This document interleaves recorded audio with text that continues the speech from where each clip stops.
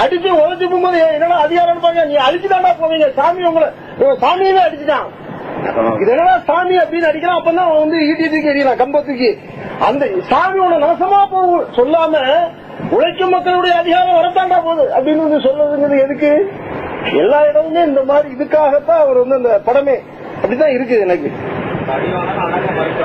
அதான் அடங்க மறுக்கிறான். அந்த அடங்க மறுக்கும் பொழுது அவன் சொல்லக்கூடிய அந்த வார்த்தை இப்ப நீங்க யதார்த்தமா பார்த்தா மூலதனம் படிக்கிறாரு, கால் மார்க்ஸ பற்றி வகுப்பு எடுக்கிறாரு, இளைஞர்களை படிக்க வைக்கிறாரு.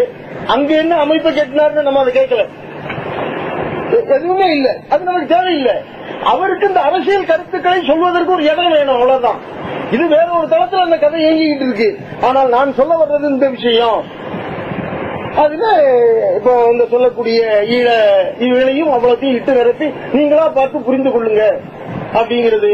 இந்தியா அப்படிங்கிறது இந்தியா என் தேசம், அதுக்காக இதையும் கொடுப்பேன் அதையும் கொடுப்பேன்னு கடைசியில இப்படித்தான் வந்து தனியா பதட்டி இருக்கிற மாதிரிதான் இருக்குங்கிறவர் தான் தனி குரலாக இந்தியா என் தேசம் சொல்லுவாரு எஸ்பி ஜனநாதன். அந்த பேர் போட்டு முடிகிற மாதிரி தான் முடியும். அதுவே ஒரு நக்கலாகத்தான் எனக்கு வந்து படுது.